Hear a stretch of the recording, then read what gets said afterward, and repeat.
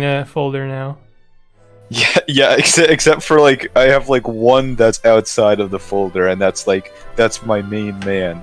That's my main hangout, right? And everything else is just inside it. I'm gonna guess that isn't your own channel. No, it isn't. No. It's a very lonely place. My own channel. I look at it from time to time, and I'm like, yep, like nothing has happened. Yeah, it's because I set it up primarily for streaming, but then I had this situation with my computer where I sent it in for repairs, and when I got it back, like everything was broken somehow. It's like they did the opposite of repairs. What? No, okay, it worked. It worked, but everything was dysfunctional, right? And I think I've probably spent like 8 hours trying to get Streamlabs OBS to work again. And I feel like if I go to my backup computer and launch it there, it'll just work immediately, but here it doesn't recognize my camera. It doesn't recognize my audio input. It doesn't see my, like, basically nothing works. I've, like, with a lot of struggle gotten, like, two things to somewhat work. How have you been, man? I don't know. I don't know. You know, every time someone asks me that, they're always expecting a like, oh yeah, no, things are fine. I always have to think about it. I'm like, yeah, no, actually, yeah, things are okay. Okay, well, what's the best thing that's happened to you recently that comes to mind, and the worst thing? Oh, this is already amazing questions. The best thing is that actually the best thing I'll tell you is almost too personal for stream, and that's very rare. That's and that'll almost like tell you right away what that means. But all right, okay, yeah, no, it's good stuff. Like just like But anyway, the worst thing is, and I'm like already this is like getting personal, but I've been streaming for about a year now, and I feel like the stream is like slowly declining. I'm not sure how to like pull it back. I'm trying different things, but for the most part, it's just like, well, how do I stop it? How do I bring more people in? So I'm trying like YouTube and stuff, and then I'm trying like this and that. Aaron's getting married. That's right. I'm getting married to my cat. I thought maybe you like killed somebody or something. Oh no. Damn. Would have made for a good story. I can give you that story if you want. Yeah, go for it. Okay, well, I'll tell you one thing. The closest to wanting to kill someone, and I mean, like, I would never do it, of course, but I used to live with someone who was just, like, basically the biggest sponge on the face of the planet, and, like, provided... What does that mean? They provided nothing. They didn't contribute. They didn't clean anything. And I was trying to clean, and it's like, you get to this weird mood setting where it's like, I can't clean because they're not cleaning, and I'm not gonna clean if they're not cleaning, because that kind of thing. It's like when you're living with someone. It's like a spite. It's like a game of chicken that you're both playing, where you're like, let's see how far this goes. Let's see which one of us like can't tolerate it anymore, right? That's right. And they were just like, they just took advantage in every way. They were paying, like, when they started, they're like, I don't have a lot of money. So I'm like, that's okay. There's 3 of us, and the rent is very reasonable. We'll give you a break on the rent. And then he was like, also, I want you to pay for my groceries. I'm like, what? Not good. No, it was really bad. Anyway, like, is this like a friend of yours at least, or is it just like a stranger? Not anymore. not anymore. Damn. No, okay. Dude, they're out of my life. Thank God. They were fucking horrible. And near the end, so like I gave him a month. I was like, I want you to get out. He's like, I'll move out, whatever. And then like a month later, I was like, do you have a day? Do you have anything set? Do you have literally anything figured out? And he's like, nope. I'm like, okay, here's your months in advance. I want you gone. Get out. Please, get out. And he left that weekend. Alright, well, ahead of schedule, right? Yeah. It was fucking wild. Oh, man. Have you ever read the Hedgie Bits roommate comics? Hedgie Bits roommate comics. Yeah, do you know what I'm talking about? It's like the first set of them were literally the first comics he made as part of Hedgie Bits, and then the second set was a little bit later, like halfway through his comic career so far, I guess. Hold on, I'm trying to look up Hedgie Bits. What is Hedgie? How do you spell that? Hedgie Bits? Heji Bits. Okay, that's... It's where that, like, office... like suggestion meme where some guy gets thrown out the window comes from. You know that one? I've never seen this, but it looks very internet. Hold yes. on. It is, yeah. Oh, this is. I'm relating to this like right away. I feel like the two sets of roommate comics that he made would be very cathartic for you. Yeah. Oh, there's one here where he's just like biting his tongue off because of Call of Duty. That's good. That one was like the college dorm roommate, but he has like a housemate situation too. Solid. Yeah. Okay, so what about you? You gotta go. What's best and worst thing?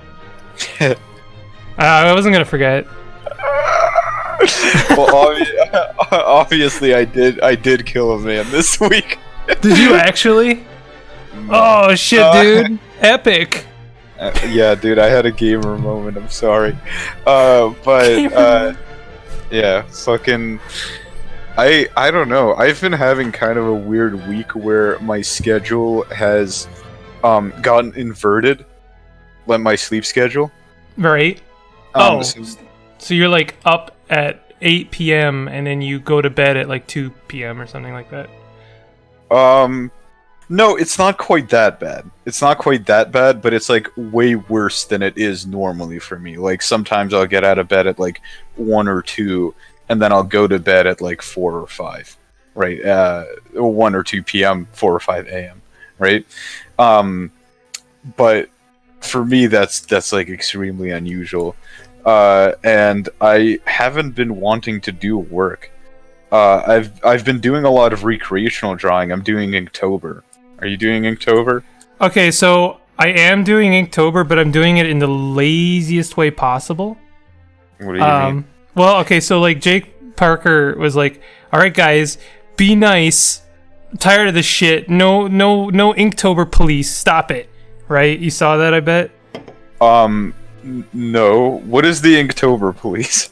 It's basically when someone's like, you didn't do, this isn't the true spirit of Inktober because you did it digitally, or you did it with these components and not those. This is how you're really supposed to, this is how you Inktober. Well, it's just ink, right? Well, it's I see this is where I'm gonna get lazy, but I don't care. My interpretation of Inktober, it is like, yes, you do it traditionally, and it has that permanency associated with it. But also, for me, it's just like you have to give yourself a reason to draw something every day, even when you're not feeling it, even when you're like, not motivated. Yep. And that's to me the most important part about Inktober. Now, I have worked. That's the spirit of Inktober. I've worked traditionally, but I don't like it. I can't do it. It's just like a round peg in a square hole. It's not good for me. Okay. But you're doing it digitally. I'm doing it digitally, and like I was already basically I'm drawing a buddy in sepia tone every day for a month. So okay. That's what I'm doing. So it's basically as if nothing had changed at all. But I'm also doing cross hatching with a tool. I got a cross hatching brush. All right, that's too far. That's too far. Aaron, the cross hatching brush is some bullshit. Oh yeah, okay. no, I know. I know. I've been trying. I thought I'd take a shot at doing it traditionally. So I went to Michael's, which is like an art supply store. And well, first thing to note, when I was standing in line for a checkout, there was a sticker on display. They have these like stickers for sale, and one of them said, "My cat is a Republican." And no. I took a photo of it because I don't know, I just thought it was funny. I thought, listen, the concept of a cat having ideology is just hilarious to me. I'm sorry, it's funny. So I took a picture of it. I did not get the sticker. I might go back for it. But I did get some art supplies. I got a notebook, a pencil, and it's like not a normal pencil. It's some, I don't know what kind of pencil this is. It was cheap. And I got some pens. Just this set of like 4 pens. Also the cheapest I could find. But even gravitating towards like the cheapest stuff I could find, that was like $30+. And I was like, damn, like that's expensive. I've got a life hack for you, but just one sec. Jugaheck, I do have a YouTube channel, but I am literally just starting it like today, so it's gonna suck. But if you want to check it out, I'm just trying to find out what the channel link is even called. Oh, I don't have one. Very good. Solid. What am I doing with my life? YouTube.com/myrepublicancat. You know, just look up YouTube/BigSimpleLive. I'll figure it out. I'll make it that from now on. That'll be that. You're welcome. Is it Big Simps? I think it's Big Simps. Look up Big Simps. You're welcome. Thanks, babe. Okay, so thanks, babe. So life hack. Yeah. Okay, so you know Wish, the app. It's not Chris Chan. Get the hell out of here, Ghost. The app, or the site, or whatever you want to call it. Wish, the whatever. It's like a shopping place. No. But I mean, I can look it up. Okay, it's pretty ubiquitous now, so it won't be hard to find. It's just Wish, exactly as it sounds. Okay. They have very cheap art supplies, and they also have like when I say cheap, I know like the first thing that comes to mind is like it's gonna be garbage, and you know, some of it is very good. Some of it, I highly recommend looking at fountain pens there. Once you find a good fountain pen, it's really hard to, you know, I wouldn't say go back, but it's you want to use it basically as much as you can. All right. And also, and this is gonna sound like such BS, but watercolor markers are actually amazing. Watercolor markers, are those like markers of watercolor paint, basically? Yeah, well, I don't know what, there's some sorcery or witchcraft, but they're like, you know, markers filled with like, I guess a very water-based, you know, kind of ink, but like you can treat them, you can just like kind of dab some watercolor on the paper, and then it comes with like a marker that's like you fill it up with water, and then you can just kind of like, you know, swash that shit around and like experiment, and it's very difficult to make something that doesn't look pretty cool with it. It's really fun. It's really, really fun. I dig that. Yeah. Watercolor markers and fountain pen on Wish. Wish. Check that stuff out. So I'm using the Inktober prompts, and today I'm drawing. This guy is the mindless buddy. I won't. Let me take a look at this guy. Oh yeah, I see he's got a little bit of an empty head. Who's your favorite cousin in Katamari Damacy? There you go. Is this towards yourself, me, or the chat? You. I don't know if I know a lot of the cousins. Is there one whose head is just extremely horizontally long? Yes. Well, horizontally, okay. I'll do a quick drawing here. Is there one whose head is a tube, but the face is like at the end of the tube? Yes. Okay, so there's a fake prince. Yeah. I'm gonna draw him real quick here. There's a fake prince with like, he is exactly as you describe, and he's like the normal prince shape, except his face is at the end instead of on where it should be, like right here. Okay. Yeah, I like that one. I like this mimicry of Katamari. It's fake Prince Katamari. The reason I ask is that I couldn't draw this guy without my favorite prince is Miso, who's basically a bowl of miso for a head. Oh, he's cute.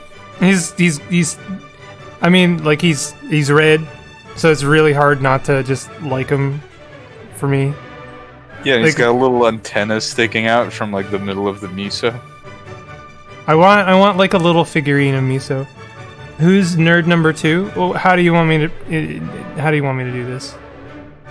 I'm asking you, not chat. Me? Yeah, you. Wait, do what? Someone's asking who you are. Hi, my name is Shed. I'm a webcomic artist. I make Altered and Blue Chair. And I'm Aaron's friend. Yay! I wanted to, I guess, almost like I always feel bad. Like I feel bad if I do stuff with you, in public, because I always feel like, man, I'm just kind of like, it always feels like I'm hogging their limelight in some regard. Like I know that's not true, and I know we're friends and stuff like that, but it's like I can't get that out of my head, so I like to try and avoid that if I can. It's more like crime light. Crime light. I'm always doing crimes, dude. What kind did you do today? Tell me. Murder. Oh, that's right. I told you, dude. I ate some meat today, so that was pretty good. Yeah? I've been trying to go vegetarian. For ethical reasons or for health reasons? Neither. Wait, then why? Environmental reasons. Oh. Well, I guess that's kind of ethical reasons, right? Is it? I feel like it's more practical. I guess, yeah. I guess you could say it's ethical, whereas the common use of ethics for like why you would go vegetarian could be more like equated for like morality or something. Right. Kind of ethical, yeah. Oh, okay. All right. I'm wrong. It's good. All right, this guy needs something, or else he's Sorry, what? I feel like I could. Like, I eat very little meat, kind of naturally, so I feel like I could go vegetarian, but I would really miss shrimp. Like, that would be the one thing. Like, I love shrimp so much, dude. A world without shrimp would be like a very different world for me. Yeah, I saw that comic you did where you had to fight all of the animals you'd killed in the after. I'm like, there's no way he would do a comic like that if he didn't actually eat a lot of shrimp, because that's such a weird specific thing. Dude, I love shrimp so much. They're like candy from God, dude. Like they're just little candy with legs that like crawls around. And I know they're animals, but I want to eat them so bad, dude. I like shrimp, but that's an obsession. That's like what's that show called? Weird Living or something. You know, it's like one of those Discovery Channel shows where it's like, meet the man who eats literally nothing but shrimp all day, every day. This man consumes at least 30 pounds of shrimp every hour. Yeah, and you pan over to him, and he's just like a perfectly happy, functional human being. He's like wearing a suit. He has a wife and children, and it's just like, hell yeah, dude. He's just like very unassuming. Yeah. And then someone puts like a plate. It's My Strange Addiction. That's the one. The lady who ate toilet paper. Well, like, you know, as soon as you put a plate of shrimp in front of him, his eyes like start bleeding, and he's like, ah, and he gets the bloodlust, the shrimp lust. Yeah. Yeah, no, that's like a very relatable sort of scene for me. I don't know. I just, it's like, I kind of dig fish, right? Fish is okay, and lobster and crab are okay, right? But fish, it doesn't quite match the taste. I find that I just like the taste of shrimp a lot more than fish, right? Lobster and crab, it's about the same taste, but it's a lot less accessible. You gotta like bust through that big shell and stuff, right? Shrimp, you could just peel them like a mandarin. You can just peel them like a clementine, and pop them in your mouth, and they're like a little candy. I love them so much. Shrimp truly are the candy of the ocean, nature's ocean candy. Welcome to the Shrimp Cast. This is now just a shrimp appreciation stream. Sleepy Shrimp Cabin. Oh man.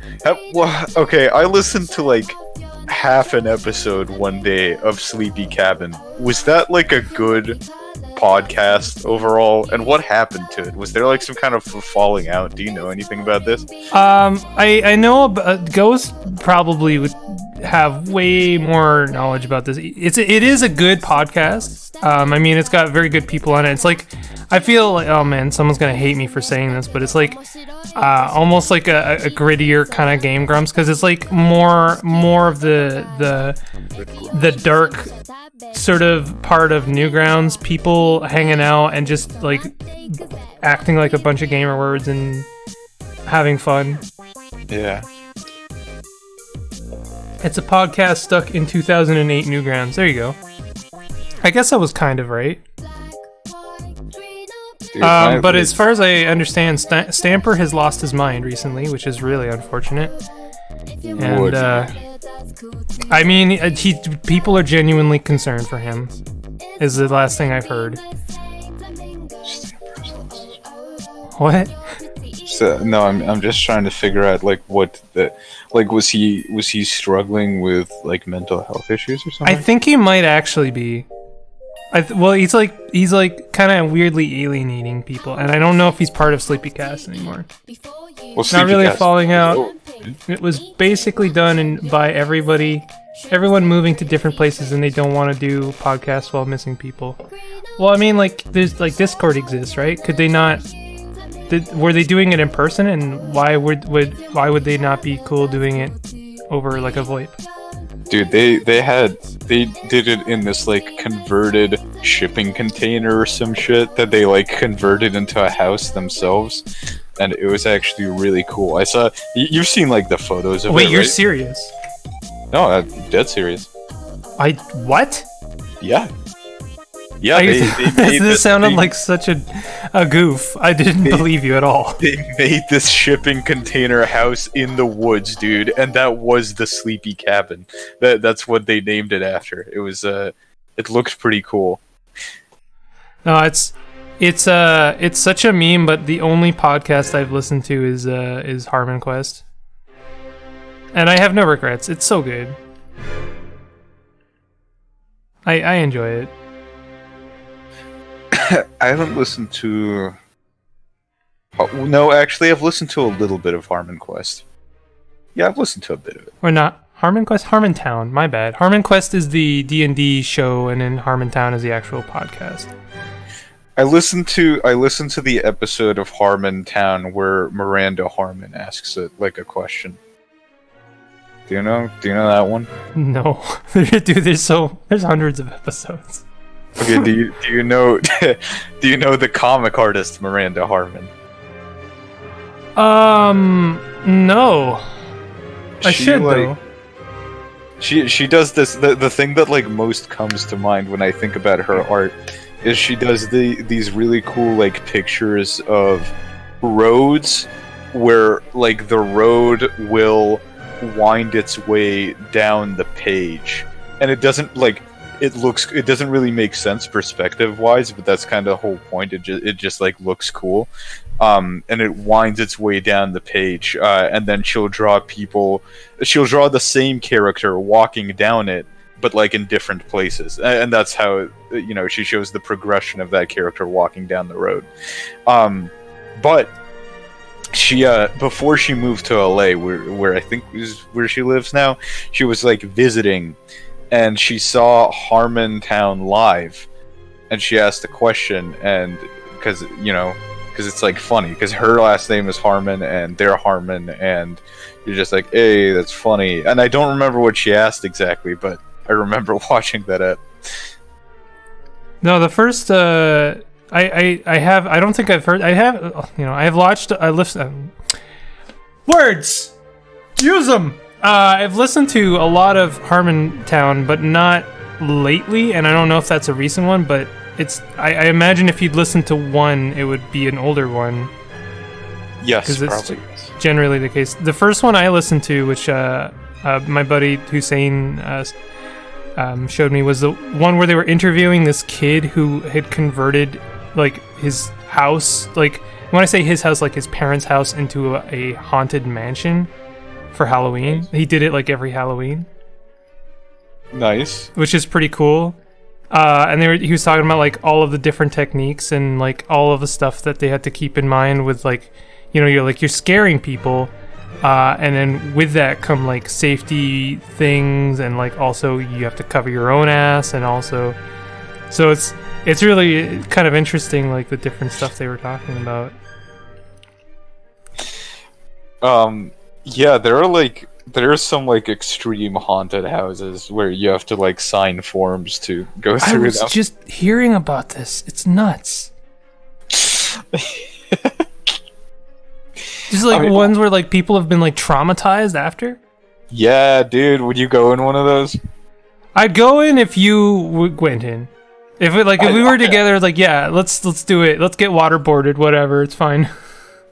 Yeah, let's be forced to eat bugs by like a Frankenstein or something. There are ones where they like kidnap you.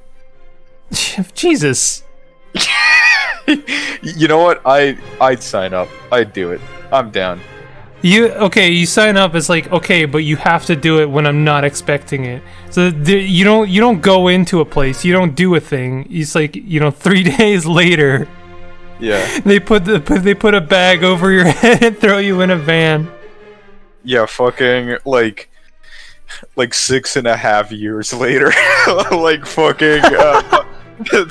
It comes due. They finally come for me. They never told me in the contract. They never specified when it would be, and there's a long waiting list. But yeah, they finally got to me in 6.5 years. And the longest con. The longest con. Jesus. Yeah, I'd be down maybe. I mean, I can spook. I spook easy. Ish. I did play. I played PT in VR on stream. Nice. That was not a good time. It was. PT is a good game, though. Yeah, I will. It's amazing that it's a good game. It's like a demo, but like it's still somehow one of the best horror games ever. Well, that's because it's like very. And I feel like not enough horror games do this. It's like very insular. Like it takes place in just one little location, and it just really has like a lot of attention to detail. Like in that one location, there's like a lot of stuff to notice, a lot of stuff to find, right? And I feel like a lot of horror games try and be like huge, but there's not a whole lot of detail in that hugeness, right? Well, and it does a very good job of like breaking down your expectations of like being scared, because it's like it doesn't just like, it's not just promising you that it's gonna scare you, because it does that. It's like, no, I'm gonna fucking scare you, but also you have to look for things. So like that expectation and that kind of like breaking down your like expectations, because you're just like, okay, I gotta focus and like find a thing, and nothing's scaring me, and like now I gotta find the thing, and you're like looking, and you stop kind of looking around behind your shoulder, and you start actually thinking about what's in the room, and then you're fucking scared, and then it's terrifying, and you wish you were dead, kind of thing. It's like it's it mind bends you pretty hard. Yeah, and I also like how there's, and I feel like this is kind of a sign of like a good horror media thing, whether it be a game or a movie. There's like a lot of stuff in PT that you don't have to notice or find, right? Like it doesn't shove it in your face. If you look for it, if you look up towards the balcony, if you look in the door crack, you might see something, but there's nothing like forcing you to do that. You're not like railroaded into it. It's not a jump scare. It's something that you can only kind of blame yourself when you get scared by it, because you're just like, I made that choice to like look for this, Yeah, it's true. It's like the refrigerator.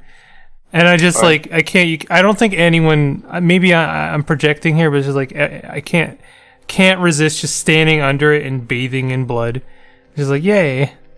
I just want to like see where the walls exist. The refrigerator that hangs above you. Yeah. Where it's like all red lit and stuff. Yeah. Yeah. No, that is a very good game. But Haunted Mansions, the long con scare. I don't know if I would sign that up. I would definitely sign up if there was like a friend with me and we were like, they were like pressuring me, I guess. It's like, let's go. It'll be fun. We'll be traumatized forever. I'm like, okay, sure. What if I'm secretly in on it, and like I somehow make it look realer for you, right? It's like we both signed up, right? But I'm secretly part of the haunted house, and then we make it seem like they genuinely like killed me or something, right? And then you're like, oh shit, this is actually real. And then that's fucked up. Yeah, it is fucked up, isn't it? I wonder if that's is that even legal? I wonder. I mean, you have to sign a thing. Yeah, but does it have to say in the thing that I'm part of it? That I'm in on like the bit? I don't. Maybe. Who's gonna? Would you read that whole thing? I bet you would. I absolutely. What are you kidding? For like a haunted house? Yeah, I want to know what they can and can't do to me. We can saw your own arm off. You are consenting to this. Oh my god. It's like the Apple episode of South Park. It's like, well, you agree to this. Shouldn't have just like skipped the terms of service. Yeah, I will admit that like most TOS, obviously like everybody else, I skip. Nobody can be reasonably expected to read that much TOS, I mean, for a game, yeah, it's true. For like I actually did read one the other day. I read the one for Destiny 2, because I was like, You know, it's Activision. I don't know. I know it's not Activision. I understand. I'm gonna get corrections in chat. It's not Activision, but like, I'm like, I don't know these guys. Like, this is like the first game I've played, you know, had on my computer, so I'm not sure, you know, where the lines of trust gonna begin and end. So I did actually read it. I'm like, you know, are they gonna track my, you know, privacy? Are they gonna whatever? It was pretty good. AKA Halo nerds. Well, I haven't played any Halo games on the PC, right? Because for the most part they aren't on PC. At least not yet. I'm probably wrong about this one too. Dude, I kind of wonder if this is still the case, but you remember they released Halo 1 on PC, right? Yes. Like that was one of the that was one of the platforms they released it on. And the original one, like when they released on the original Xbox as well. Yes, yeah. But they also released a free demo for PC, and the free demo had online play, and people played it, right? And that thing had a community to like long after the release of Halo 2 and 3. People were still on that free online Halo 1 demo. And you know what? I suspect that if I find a way to install that again, there's probably people still on there. There's probably like a pirate server or something of that game. I find it a little bit sad. Not that that's the case. I mean, you know, I love, you know, I love niche but like energetic and motivated communities. It's one of my favorite things.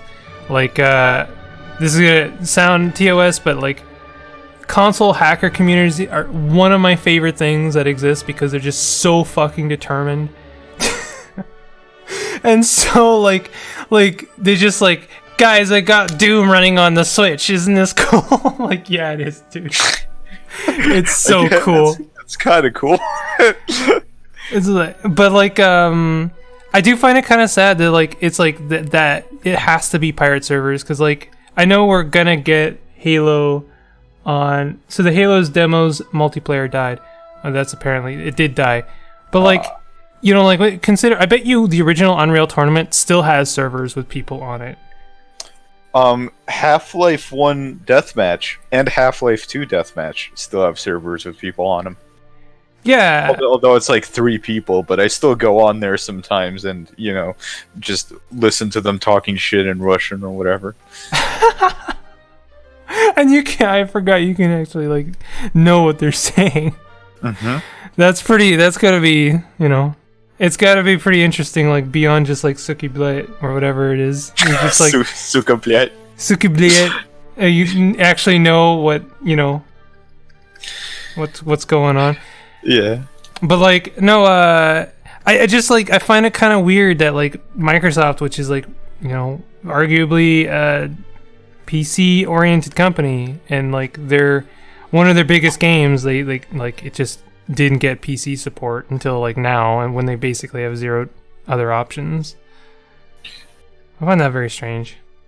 Yeah, but PC is like you can argue that for pretty much any other game type, console is preferable to PC, but I think for FPS, PC has got to be preferable. Well, like joystick control just doesn't like hold a candle to mouse control in terms of like precision and stuff for FPS.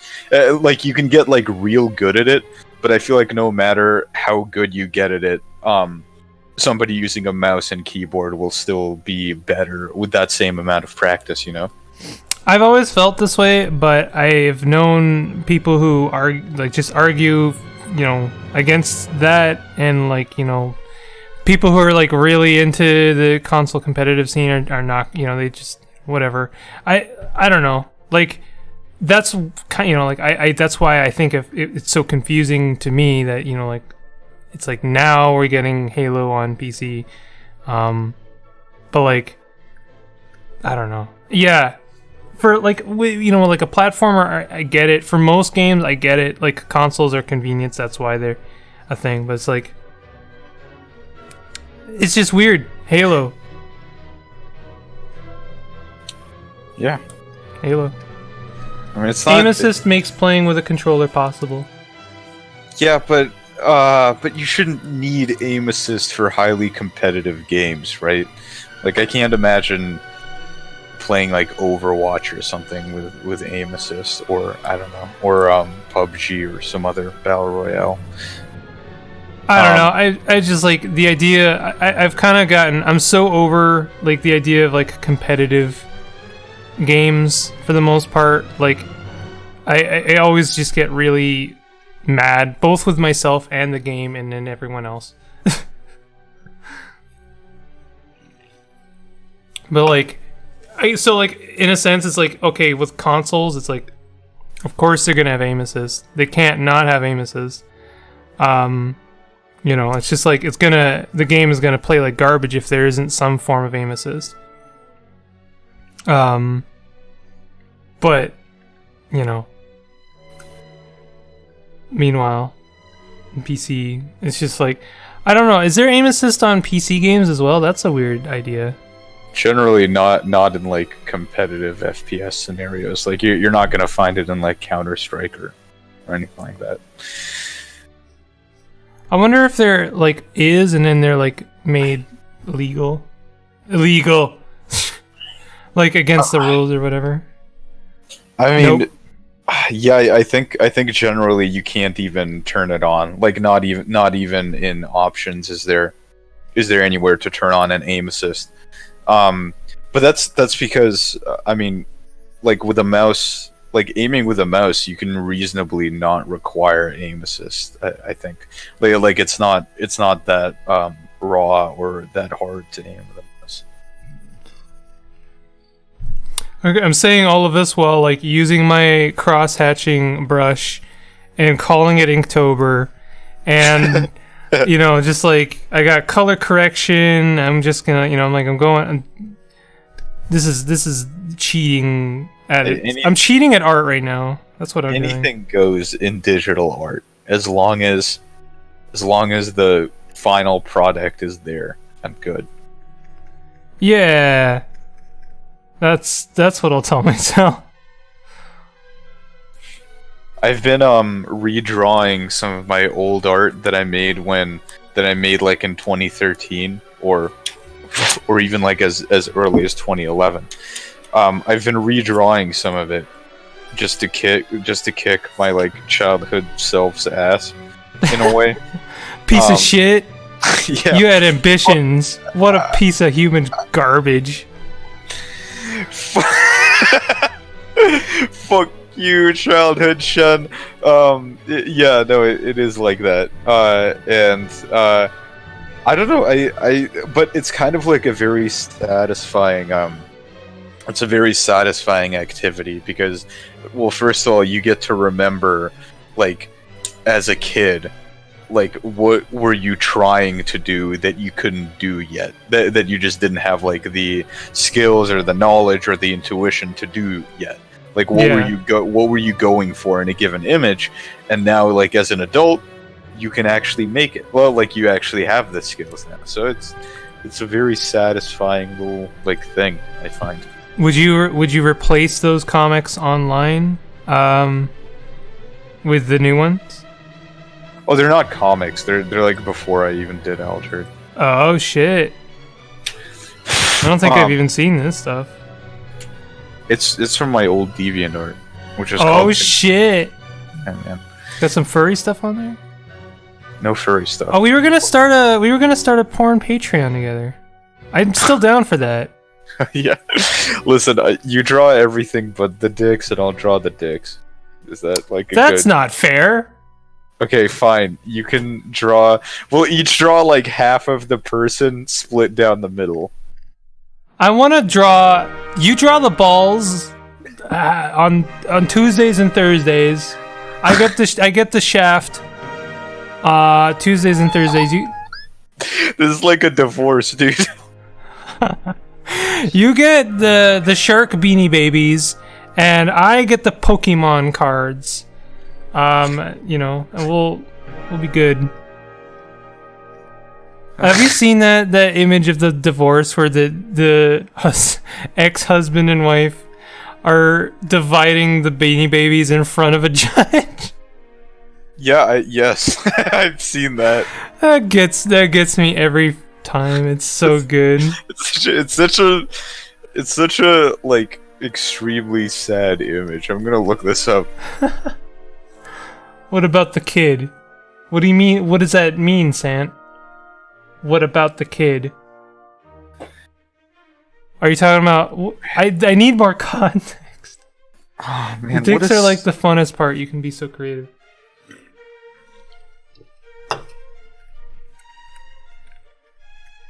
Yeah, this was in 1999. I feel like neither of us are gonna mention. What about the I was about to say, what about the lady bits? In as a true beta gamer word. The lady bits? Yeah, I mean it's a porn Patreon, dude. I mean, I thought it was just gonna be us fellas. I thought it was just gonna be dudes. Oh man! Okay. I mean, we gotta fine. be inclusive. Yeah. Yeah. You know what, lady bits? You get them on Sundays and Mondays, and I'll do Thursdays and Fridays, and the rest of the days we will outsource them to guest Solid. artists. Outsource them. Yo, Yeah. I do have a connection to Shad, man. Really? What's your connection? Can't tell you that. Damn.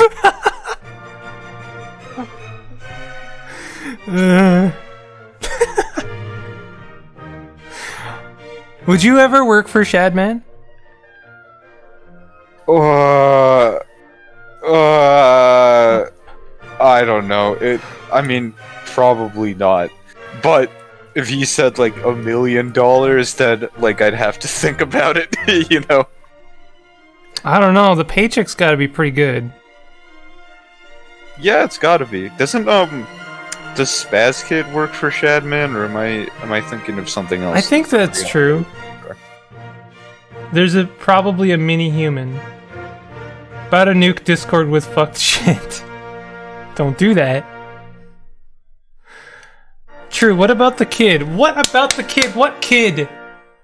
What kid? We were talking about porn. I don't want to know what context there's a kid. Corey releases some things on Shadbase, but doesn't do any of the original Shad stuff. There you go. There's some confirmation. Alright.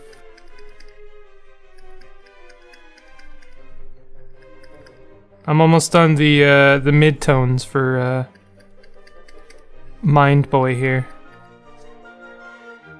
Your kid in the divorce. Shen, who gets the kid? You can have the kid, fuck him. Wow. Okay, I don't care about the kid. It wasn't even my kid. It just I was a stepfather.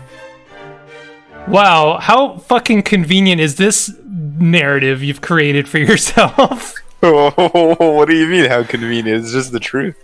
If I get the kid, then I want at least 2/3 of the Beanie Babies, and I get shafts 4 days of the weeks.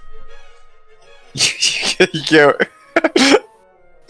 You know what? You can have Shaft every day for all I care. Wow.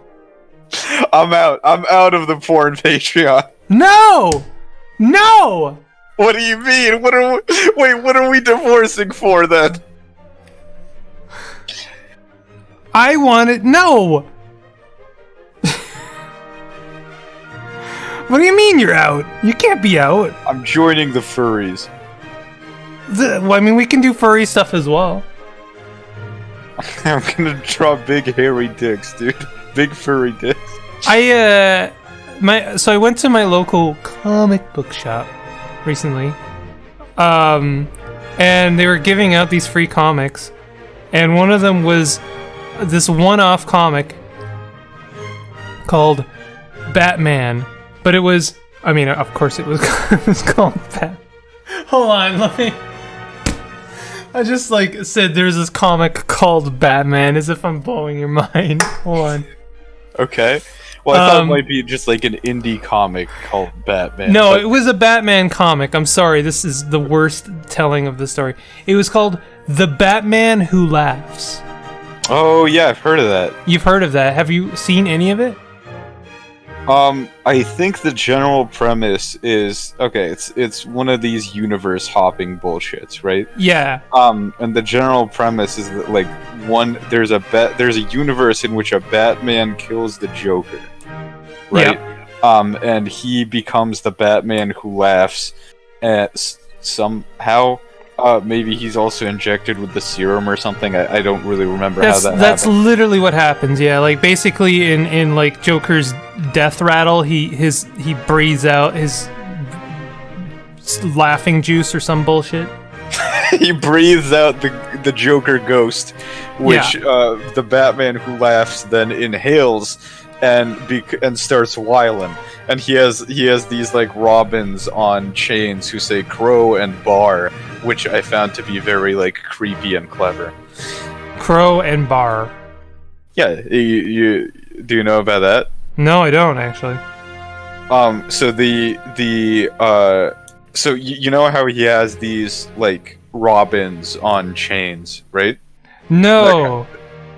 So I read exactly the one comic, and I was gonna talk about this scene that happens in it that made me like laugh in how silly it was. But you go ahead. I want to know actually more about this comic now. Well, I haven't actually read it. I just sort of like briefly researched into it. But like, so the Batman who laughs has these like animalistic, like little goblin-esque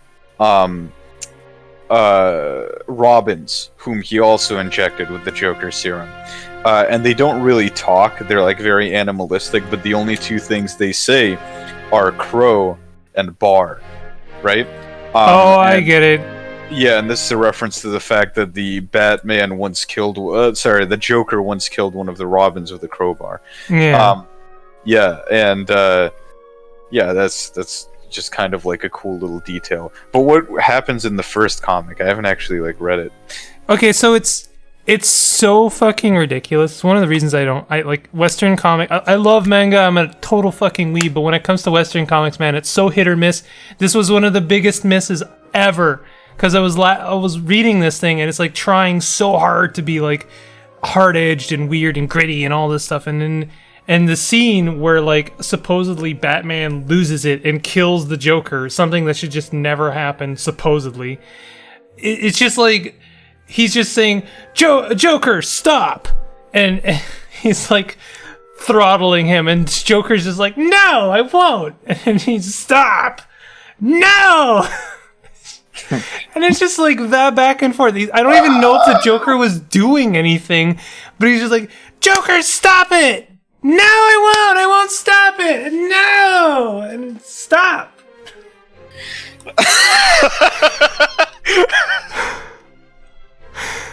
And it's just like the weirdest, like, what is this dialogue? And then it like almost like and then X amount of, and then the Batman is the laughing Batman, and then it's like to be continued in the Batman heavy middle, the Batman who laughs.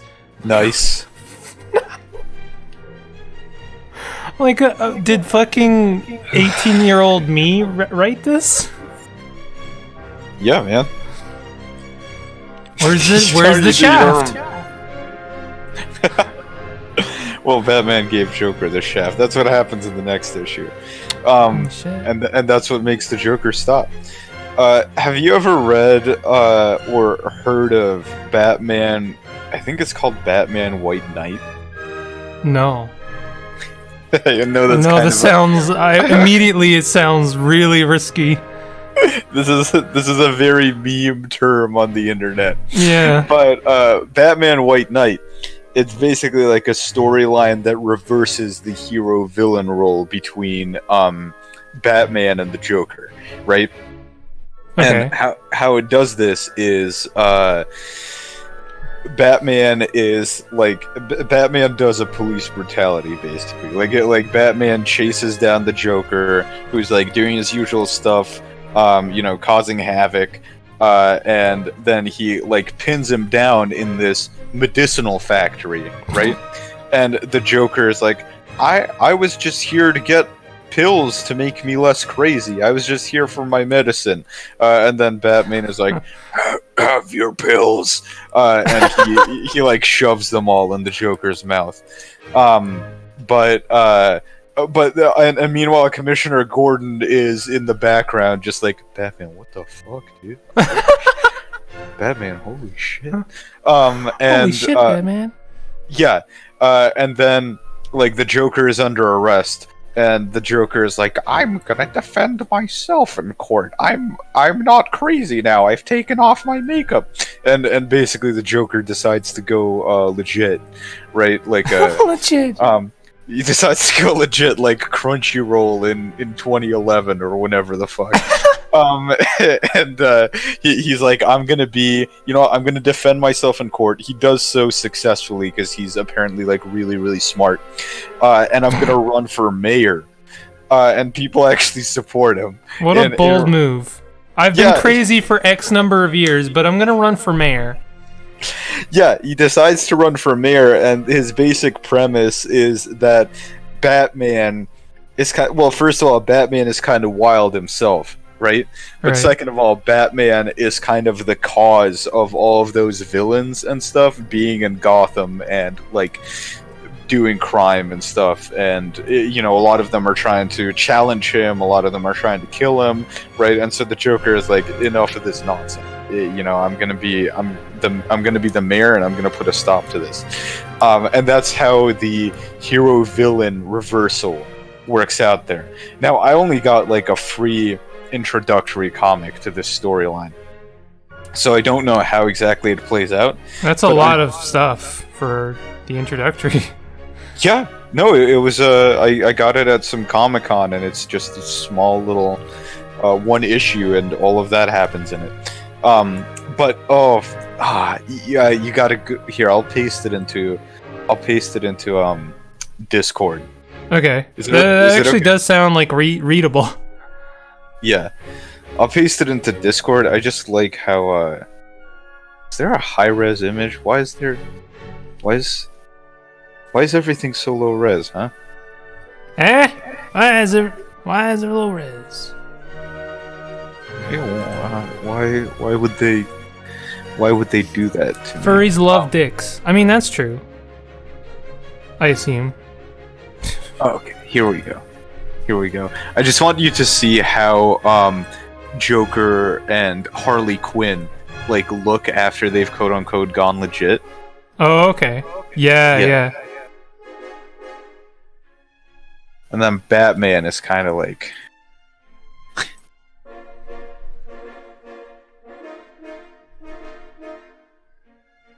Let me see this.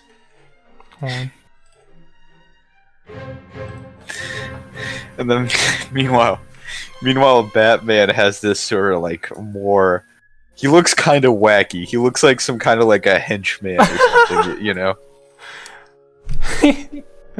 He looks like comically angry there. He's like, ah!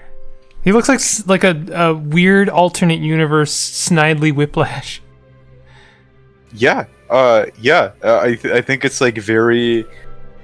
They've been very effective with making him look kind of like goofy and evil, Yeah. I really liked one of my favorite like Batman, besides the Bruce Timm Batmans, which are basically my childhood. One of my favorite Batman mini stories from like the animated Batman shorts. You know that they did like the same treatment from like the Animatrix on Batman. I didn't know that. Yeah, no, they're real. Some of them are like whatever. Wait, I do know that. Is there like one? I think it's the first one. Is the first animation in it like a bunch of skateboarding kids like telling stories about what they think the Batman is? This is literally this is literally the story I was going to talk about, because that was the story that like impressed me so much, and I love like all of the different interpretations of Batman basically coming together. And I loved, there was I always fucking forget his name. I don't know what it is about his name. It just catches my brain's blind spot every fucking time. He's the guy who wrote The Dark Knight and 300. Oh, fucking I feel like such an idiot every time I forget it. That's McGonagall. That's right. It's Bruce Wanyan. Is it Frank Miller? Is that the guy? Frank Miller, thank you. I don't know why. What is it about that name? It's such a generic... It's a very generic name, I gotta admit. Frank Miller. It's so weirdly just like it catches me every time. But anyway, the Frank Miller-esque Batman in that short was like so good.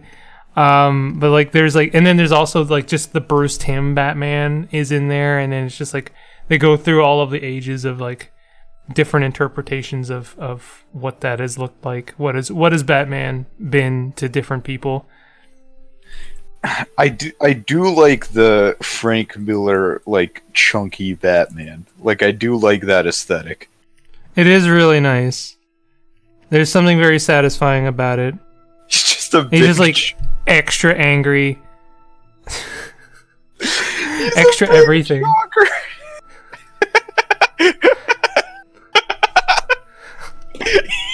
He's like a really fat dog. What the fuck? In human form, dude. Okay, I'm looking at not the Frank Miller Batman, but fan art of the Frank Miller Batman, and I'm gonna paste it in Discord because I gotta say, these guys get it. These guys get like what these guys get the important part of this Batman. Oh my god! What the fuck?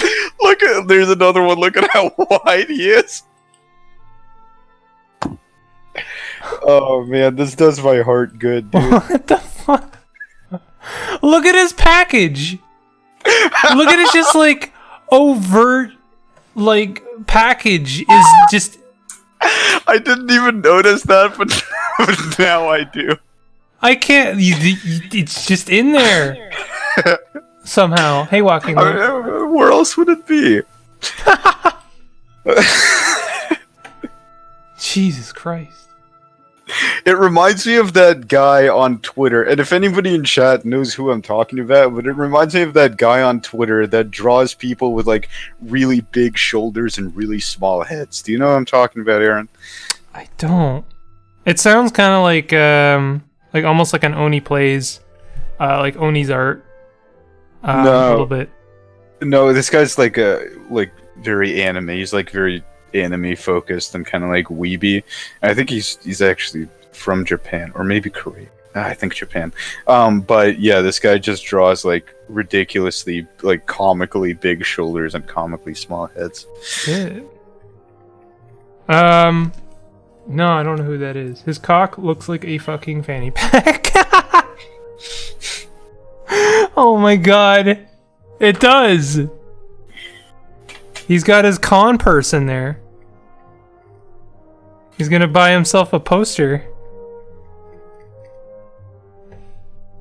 And a signature from Jason Momoa.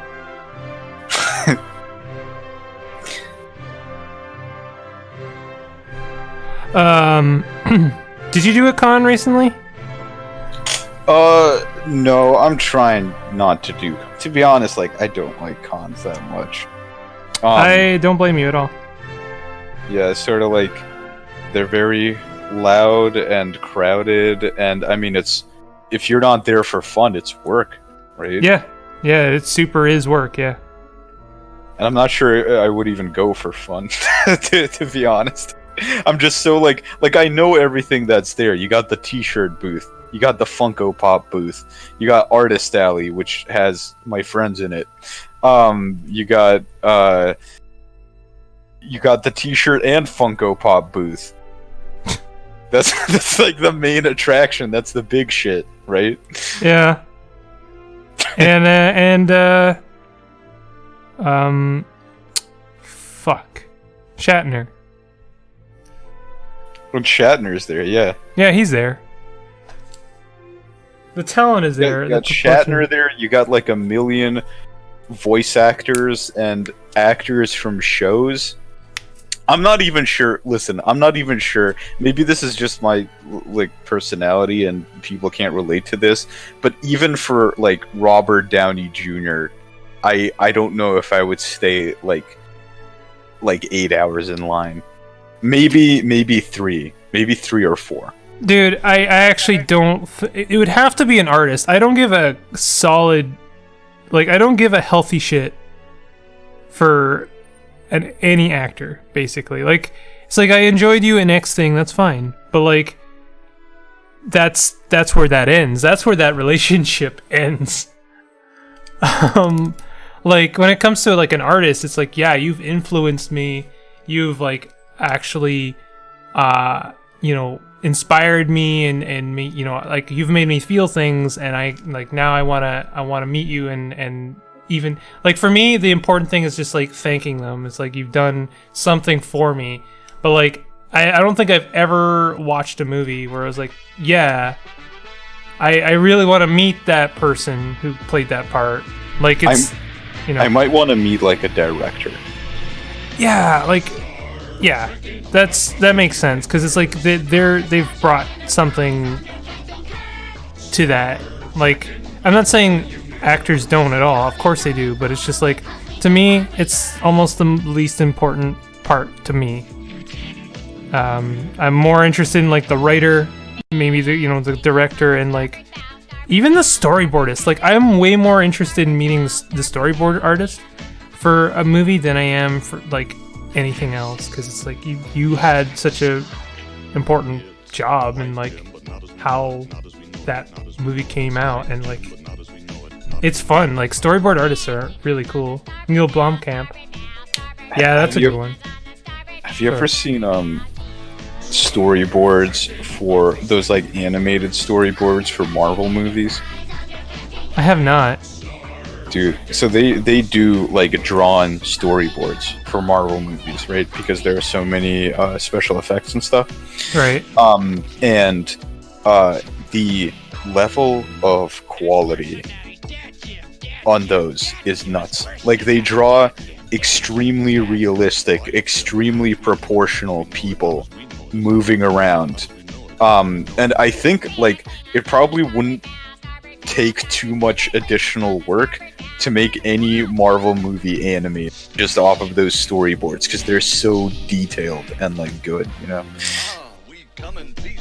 Wow. It's kind of amazing. Like I feel like there are levels of skill that you can work your way up to, arguably any level of skill, right? But when I look at somebody like doing that, I'm just like, that's got to be some kind of like a savant, right? Like I feel like if I practiced like 10 hours a day for a decade, I don't think I would be at that level of skill. Huh. Wow. That's one of those guys. Listen, that's one of those guys that can fly around in the helicopter and then draw the whole city from memory. That's those guys. It really reminds me. I went to like an animation school, and my perspective teacher showed us this picture of like above Italy that someone had done. It was like a very like perfect rendering, like in perspective. It's like this was done in like the 1800s or whatever, and it's like a perfect perspective drawing above from a bird's eye view of Italy. And I'm like, wow, did they like use a hip did they like use a helicopter or something? And he's like, yes, they used a helicopter. I'm like, wow, really? He's like, no, they didn't use a helicopter. Fucking idiot. Oh man. I was like very just not paying attention. Yeah, they used like that like Da Vinci helicopter sketch thing. Like they actually built it, and that's how they did that. There's like they used a cherry picker instead. Oh, a what? Cherry picker, you know what that is? No, what is you know that? what a cherry picker is? No. Have you ever seen those things? Oh, does it like elevate you to like get cherries? Yeah. Oh, Well, yeah. no, listen. To get cherries. I was with you. I was like with you, and then you said to get cherries, and I'm like, nope. Okay, well then what? Well, I mean, it does elevate you. Of course, it's just like one of those things. It's like a little car with one of those, like a scissor arm Alright, things that kind of. I've seen construction workers doing this, right? But the origin story, they've got to have gotten cherries at some point, right? Otherwise, why would they call it that? Because they fucking cherry pick your argument, or what? Yeah, no, they someone made it for apples actually, and then someone else stole it and used it for cherries, and that's how it got the name, because that's always how it works, right? Yeah, it's like the android of elevating things. It's like the GNU of elevating things. Is GNU an operating system? What is that? It's like so there's a lot of minutia to how all of this works, and I basically don't understand it at all. But it's like essentially the original concept of open source was like one idea, and then open source came from that, and then now GNU is like the more closer to the original concept of what open source was supposed to be. Interesting. So there's like a GNU license, and then there's an open source license. This is a really, really bad analogy, probably the worst and most boring. If you like storyboard artists, follow Ferocia on Twitter. All right, let me check that out. Man, I love Ferocia's art. I've been following her since like 2014 Tumblr. It's legit very good. Ferocia. I almost Ferocia. Ferocia is the alter ego. Ferocia Roche. Dogs, frogs, and screams. There. This is the one. I'm following them. And now the important part is adding them to the list, so I actually see them ever. Do you have a list for Twitter? No, I don't. I just let Twitter show me whatever it'll show me. Wow. What an anarchist. Is that fucking... That's the opposite of... Yeah, I know. Is that, fucking... Is that, like... bad? Well, like, are there better ways to use Twitter? Well, so, like, I used a Twitter bot for a number of months to try and gain any kind of following at all, and it didn't really work for me.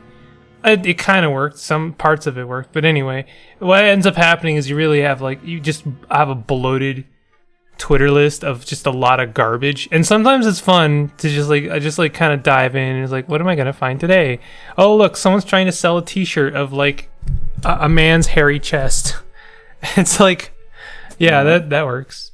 And it's like fat. It's a fat man's hairy chest, like bloated chest as a shirt. I'm like, yeah, okay. Yeah, I can try.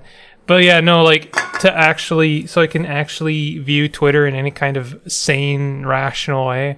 I have a list of people I actually like care about and whose posts I actually want to see, and then I just view that list basically. Okay. Yeah, I gotta get in on that list tech. I don't know anything about that. The latest tech? The latest list tech. Yeah, man. Gotta get on that. She also showed me the best curry place in all of Los Angeles. Wow. She makes all the thumbnails for Oni Plays videos. She seems like a cool person to hang out with. I did not know about the Oni Place thing. TIL. Bye, bitch. Villainous laughter. I saw that. That is like a video of this girl just like, bye, bitch. bitch, and then she just like drives away in a car laughing. Cal Murray. Yeah, no, yeah, Cal Murray is the person who does the Oni Plays thumbnails. I gotta start doing some thumbnails myself. Is YouTube still like they won't let you do actual thumbnails for your videos unless you're partnered or some bullshit? I know I'm asking literally to... I don't know if anyone knows. Sorry, I cut you off there. Oh, that would suck if that is the case. Would suck. I heard YouTube kind of sucks lately in a lot of ways. Yeah, my ambition for YouTube is to basically make no money whatsoever, but to potentially find an audience. Okay. That's my, and if I basically swear my way out of monetization every single episode, then that's exactly what I'm gonna have to do to find the people who want to watch garbage. That's not the attitude. I know that's what's floating in. No, you gotta think positive. I am thinking positive. I want to find the people who like garbage.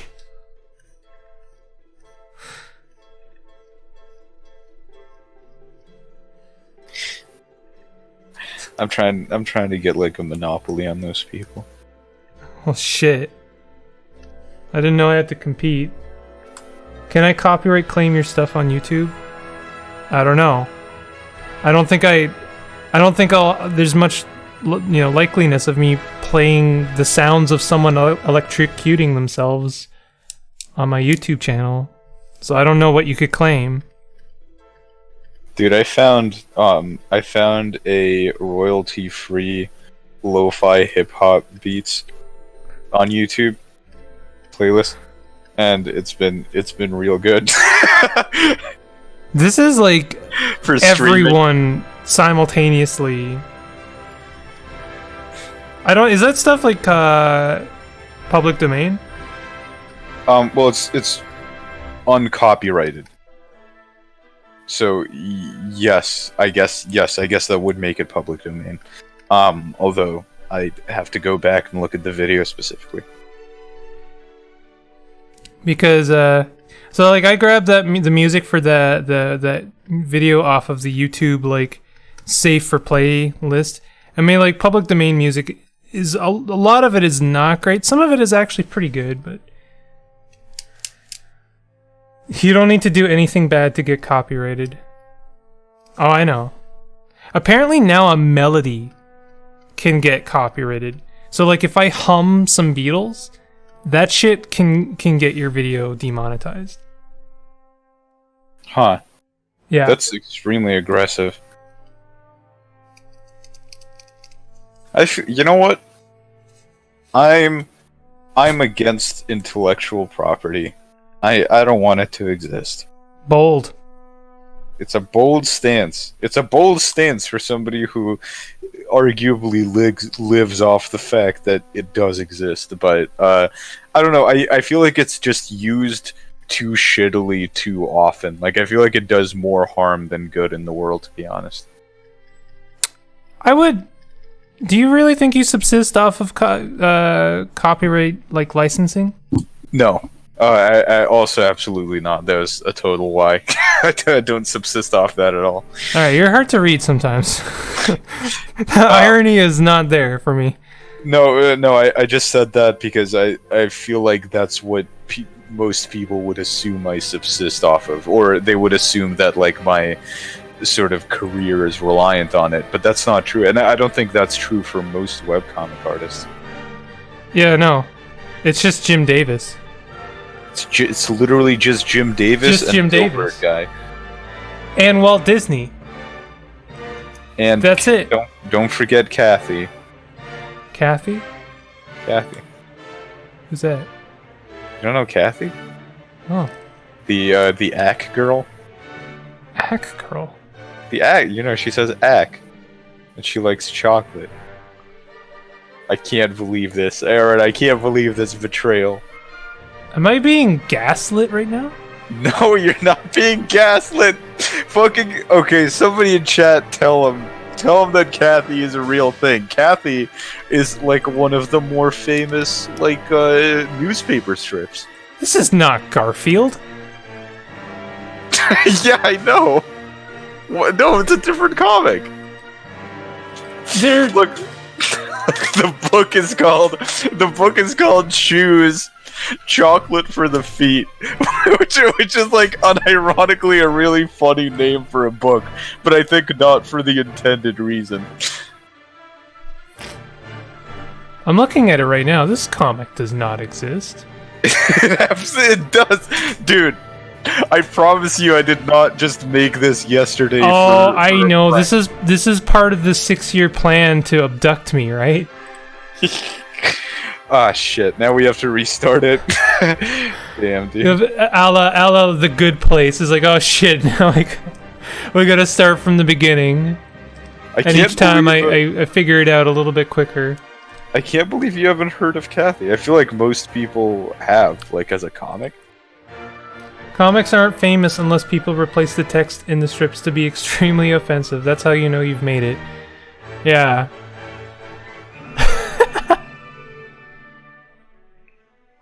I've seen a few Shen memes. I usually send them to you when I see them. Or at least the good ones. It's the ones that are like so just hyperbolically not Shen at all. Listen, the only ones I dislike is there's one specific scenario of Shen memes that I dislike, and that's when it's like extremely not safe for work, like extremely sexual, and it's posted in my mentions. Like I just don't want to see that when I'm like browsing Twitter on a bus or something, right? But everything else is a-okay by me. Shen comics not safe for work.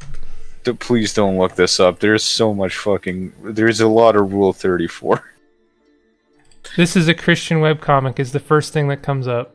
Oh, that was one by me, but that was in response to the Rule 34. But did you draw Shen as a girl when you did this? Yeah. Oh, okay. Well, that's because other people were drawing Shen as a girl. Oh boy, I sure hope nothing ruins my day. I am seeing this isn't, I wouldn't say this is not safe for work. I wouldn't even call it lewd, but definitely it is lusted. There is not safe for work stuff. I'm gonna post this one in general. This is a lusted. What did Ghost Ayami, if you don't want me to click it, why'd you post it in chat? Let me click on it. Alright, I mean it's about one panel away from being not safe for work, but it is pretty funny. No, I'm not talking about like this isn't not safe for work. I'm talking like dicks out. Like that level. Dicks out for Harambe. Yeah. Yes. Yeah. I gotcha. I'm looking. Google's very good at about not giving me those ones. Yeah, they're pros at that, man. I haven't seen this one before. There's like Cuphead and the girl whose name escapes my head from Doki Doki Literature Club. Monica? Monica, yeah. Yeah, no, that was that's actually something I drew from my review of Hollow Knight. When I did a review of Hollow Knight. Oh right, I do remember that comic actually got me to play that game. And do you regret playing it? No, I don't. It was great. Nice. I don't regret Doki Doki Literature Club either. That was honestly kind of a like it kind of fucked up the next couple of months of my life a little bit, not because of the game itself, but because I was like, man, now I want to play another visual novel. And so I played Clannad. Played Clannad? Yeah. Is that sorry, I don't know anything about that one. Like, I've heard the name before. So it's a visual novel based on no, sorry, I was about to say the opposite of what is true. It's a visual novel that eventually became an anime, and the anime is very good. And just Monica, that's right. And the visual novel, I mean, as much as it... Okay, I mean, don't post that. God damn it, Ghost. Was that both Ghost or was that you? I don't think it was you. I don't think you would do that. Wait. Do what? Alright, we're good. Never mind. You tried to mark it as spoiler. You didn't! And I saw it! I saw it! Don't even put it in with spoilers. Let me see. No, it's out of here. Out of here! Gone!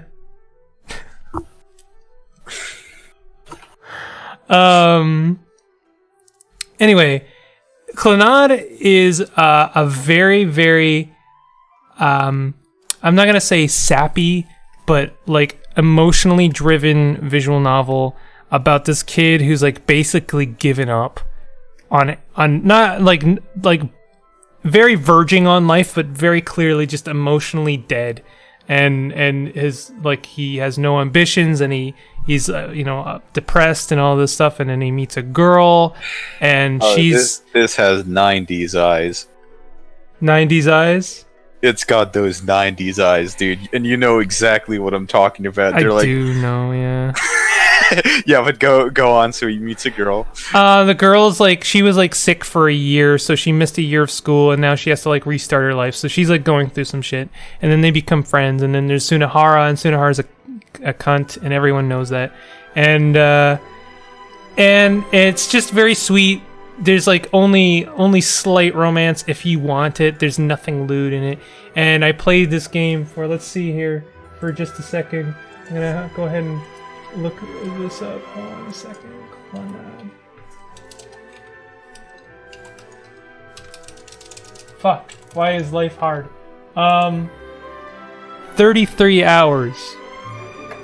That's a lot of hours.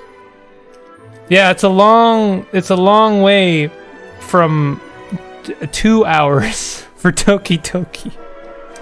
I mean, did you like complete it, or did you do multiple runs? I didn't do multiple. Well, I didn't do multiple runs. I did one run, and I was like, I'm good. That's like I don't. That's like for these kind of things, I'm like, that's my That's my experience of it.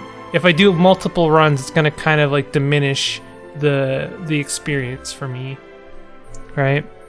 But like I did the thing. I deleted. Spoilers. I deleted Monica and then I got the ending, and it was really good. Nice.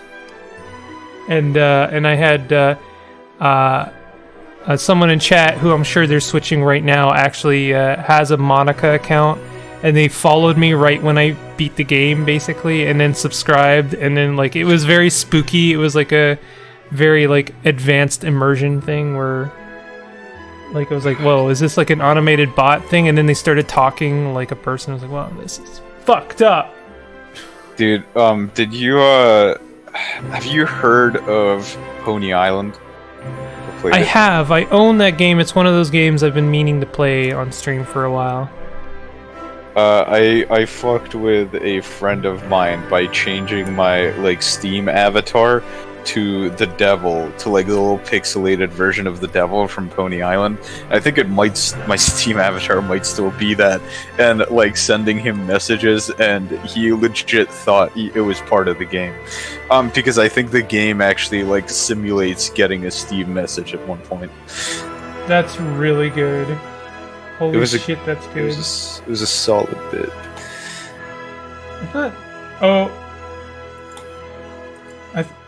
I'm trying to find you on Steam. You're always very hard for me to find. Dude, I can't even find myself on Steam. It's something like Confetti Man or something is what you have to search, because there's like a Steam username and there's also a display name. And it's like, why is it like that? I don't know.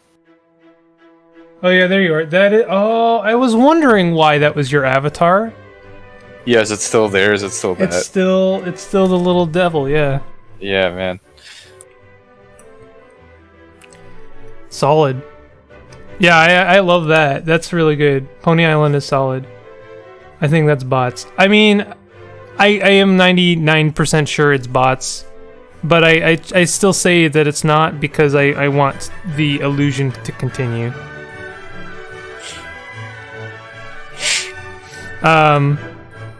Yeah, no, I love it when that little extra spook comes in to just like shake the whole thing up and make you question reality.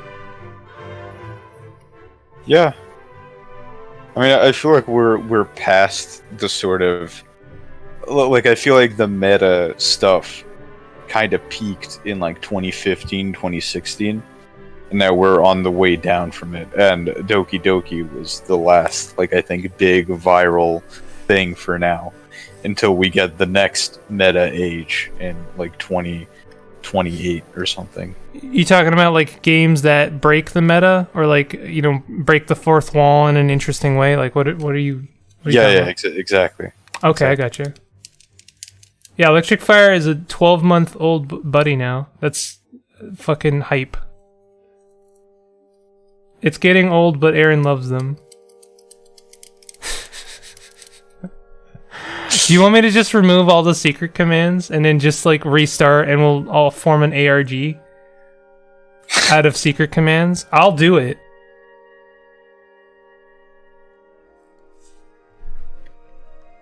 The end of the ARG just goes to my Patreon/PayPal. Do you watch Nightmare Expo on YouTube? No. It's like an analysis channel of ARGs and just like weird stuff in the internet. And having trekked through a lot of those channels, I think it's probably my favorite one. Like they do some real good stuff on that one. Dude, the Oxenfree ARG was solid. I didn't know there was one. ARGs are like one of those things that like I appreciate them. I just want someone to explain to me what happened, because I'm too small brain, and I also don't have enough time in my day to figure them out, or like to go down the rabbit hole. Like just give me the highlights. So I don't know if they're the channel for that. That's exactly what Nightmare Expo is. They go through and they give you the highlights and they explain what happened. Let me Google this. They do it in kind of like an entertaining way. Nightmare XO? Expo. I think it just goes by Nexpo at this point. Nexpo, yeah. Perfect. I can't wait to go down this hole. Going down holes, always a good I would idea. recommend Nightmind over that one, but that's just me. Is Nightmind good? Nightmind is also very good. Nightmind is more like if you want some long ass vids that you can just like listen to while drawing, go to Nightmind, because he's got some long ass vids. And also I like his voice a lot. I've been my main like source of just like quick entertainment lately. Oh, there's a dad video here. That's great because it'll explain to me what the fuck dad meant. See, Nightmind. How long is the dad vid on? 50 minutes. 50 minutes. Okay, Nightmind has a 47 one, so I guess Nexpo wins this round. Oh, I mean, I rounded up. It was 47.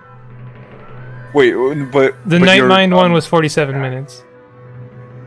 Okay, but Nexpo also has a dad vid, I think. Hold on. Oh, okay.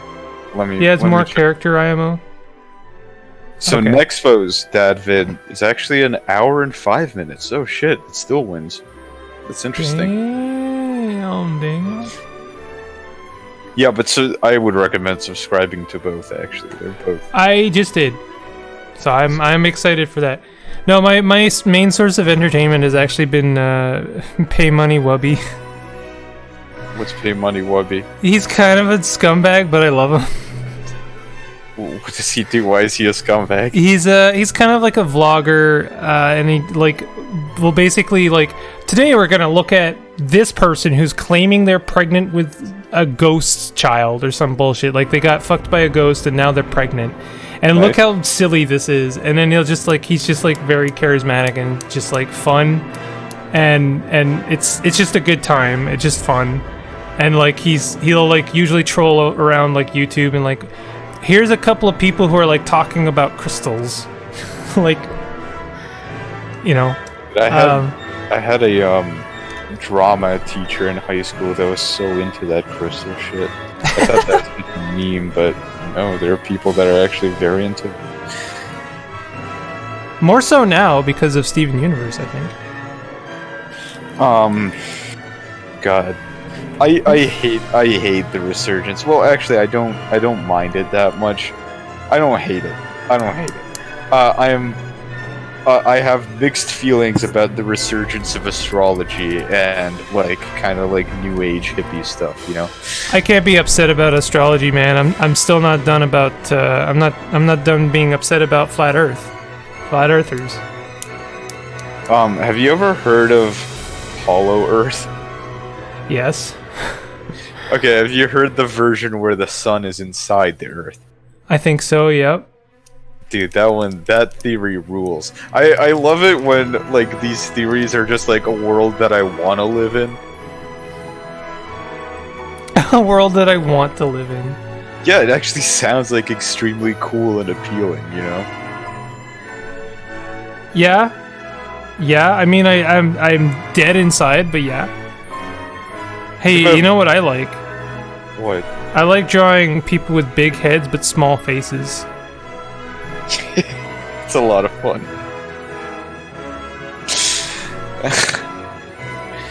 You're also gonna have to draw some big dicks for the Patreon. I mean, am I doing the dicks this week? I thought we were divorced. Well, that means you're doing the dicks every week, but you can still do the small faces. Alright, you draw the lady bits and I'll draw the dicks. We're divorced! I mean, why are you telling me what to do then? Okay, fine. I'll draw the dicks in my own time. Okay, whatever. And I get the Beanie Babies. I don't want the Beanie Babies. They're worth like $12 collectively. It would cost more to dispose of Beanie Babies than you could sell them for. I mean, you can just like throw some kerosene on them and. If you burn them, they emit a very toxic fume. Really? that then poisons your soul. I don't know, but I feel like that's something that Beanie Babies would do. Every Beanie Baby has a soul in it. And it's like the soul of a serial killer. A beanie soul. Yeah, they're literally all like Chucky. I watched most of it on Netflix and was terrible. The Flat Earth documentary. I said that very weird. Documentary. Documentary. I haven't seen it. I haven't watched a lot of like Netflix documentaries because it's a whole rabbit hole. Like I want to see the one about the cult that poisoned a water source with beavers or some bullshit. Like what? Wait, is that the one that was like in the American Northeast? It was like, do you know what I'm talking about? Yeah, I think that's the one. Wild Wild Country, apparently. Yeah, that's the one. That's weird. I want to watch the one about Jonestown. Have you heard of Om Shinrikyo? No. They're the Japanese cult that did the sarin gas attacks. What the fuck? Okay. Wait, you've never heard of the sarin gas attacks? I mean, I have heard of them, but I don't know details. So they were executed by this cult called Om Shinrikyo, which has some like really cool sounding name if you translate it to English, like the one true way of light truth or something like that. It's a very it's a cult with a very interesting story. And if you want to hear it, there's a specific podcast that I listened about it on, called Last Podcast on the Left. And they have just a really good, I think, 3-part series on Om Shinrikyo, which just goes into a lot of detail about the founder, Shoko Asahara, and how powerful they became, and how at one point they had like police officers and like politicians in their pocket, and I think they even had nuclear weapons because they were like operating around the time the Soviet Union fell, and you could get nuclear materials really easy by just like paying a potato farmer $3, and they're just like, yeah, I know where an abandoned nuclear facility is. Yeah, Ghost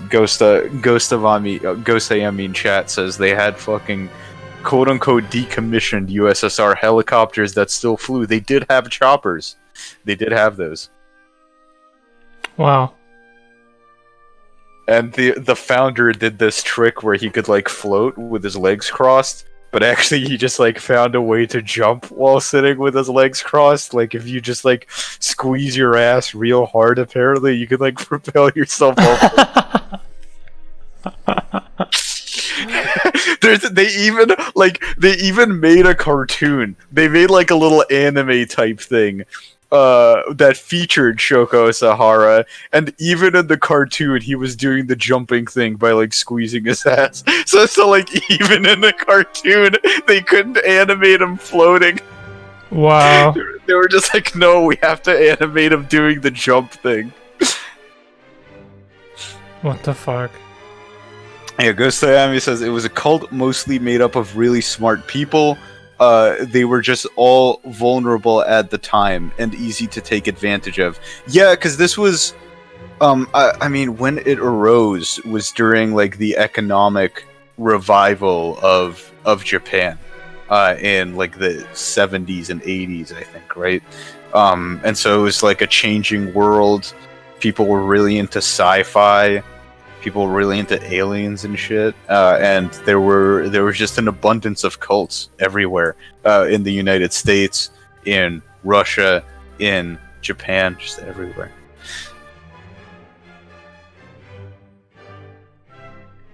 Wow. Fun fact, Shoko sold his bathwater. So this is not a recent meme then. The bathwater? Yeah. Japanese cult leader bathwater. Honestly, I'd buy it for the novelty. The novelty.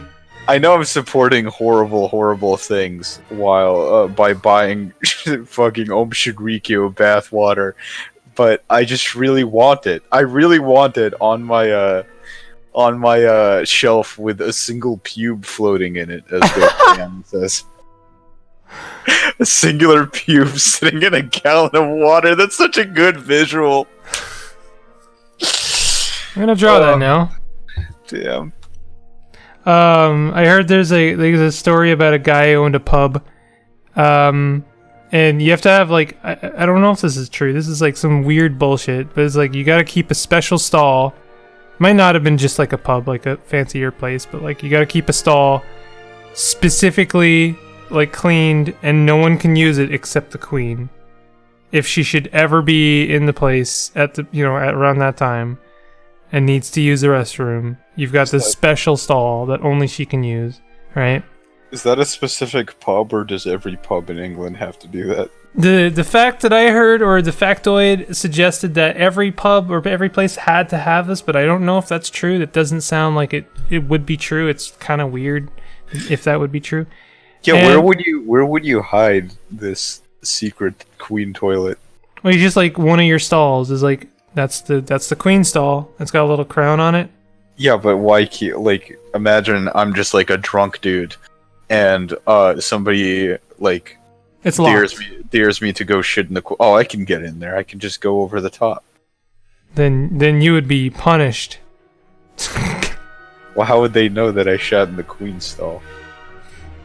I mean, they see the shit. Is there? Can I not flush? Is there? You're just drunk. In your like hypothetical, you're drunk, so I don't think you can. After the queen is done, does her butler like come by and scoop it out and just like throw it into the wilderness? No, he sells it. The queen's butler just walks around with like doggy bags and one of those poop scoops. Yeah.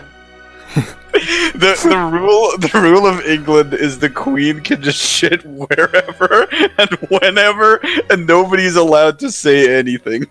That's right. That is it. I drew your single pube in a jar of bathwater. I see it. That's my new emote. Anyway, apparently the queen used the stall exactly this one specific time for this anecdote. And when he went to check it after, there was in fact a pube. And he kept it in a matchbox. Oh, okay. A queen pube. Royal pubis. I feel like there's no level of royalty that makes that sound normal to me. Her Majesty's pubis.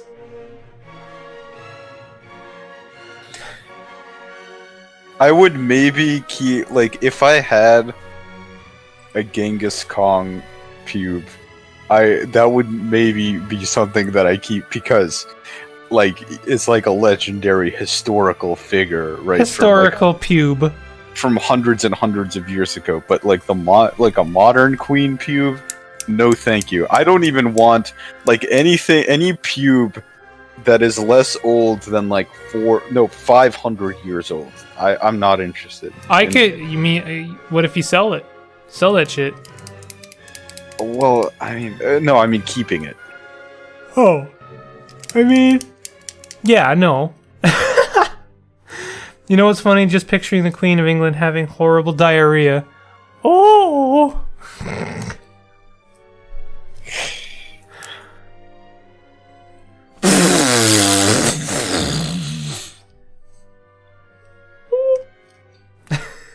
Yeah, they have to get out like the big bag for that.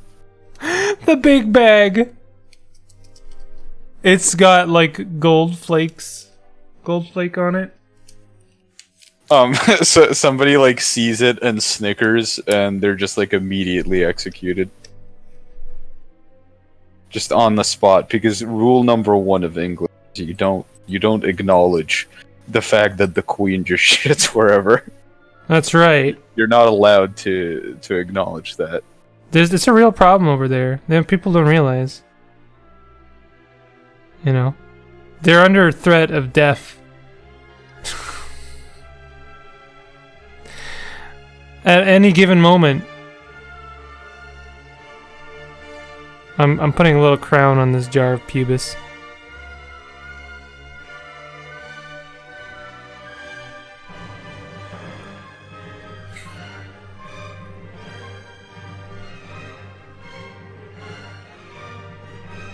There we go. It's beautiful. Oh man, I've been doing this for 2 hours? Fuck. I was gonna play some Noida. Have you seen this game? Have you seen Noida yet? Noid. No. I'm sorry, I tried, dude. Noi? Noida. No, I haven't. Okay, Noida is a magical action roguelike set in a world where every pixel is physically simulated. Wow. So what's the premise? What's the bit? There's no bit. There's like no story, which is kind of refreshing to be honest. And like, it's just a like roguelite game where you, like wands are all like varied, and you can mix and match wands and kind of edit them. And you can have like a wand that's like a machine gun, or you can have one that's like a bazooka, and it's very quite hard, and there's a lot of variety in like how a game will go down. Is it beatable or is it infinite? It's beatable, I think. I haven't beaten it yet, but I know there's an achievement for beating it, so I assume that yes, it is beatable. Okay, interesting. I do like that. I do like a good little like beatable roguelike. It's It's pretty hard. I really have. It kicks my ass sometimes. I've been eyeing, although I didn't. I'm trying to spend a little less money right now, but I've been eyeing